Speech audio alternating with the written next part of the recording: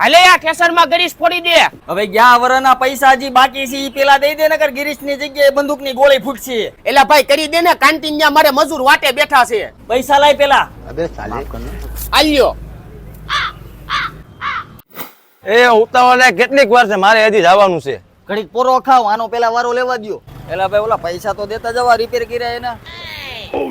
એલા હું છે ડ્રેગન ફ્રૂટ નું? 120 રૂપિયા ભાઈ. અરે એલા બહુ મોંઘું. એટલે અમે તમારે રિપેરિંગ કરવા આવી તમે કઈ બોલી છી? હા તો નથી લેવા, જવા દે. કાઈ ને નો લેવા હોય તો.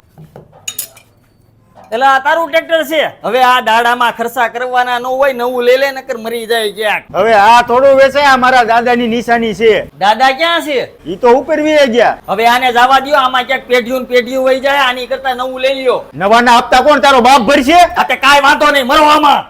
કરી નાખું છું રિપેર. હા કરી નાખ. હા એલા થઈ ગયું ટ્રેક્ટર? કેટલું બિલ થયું?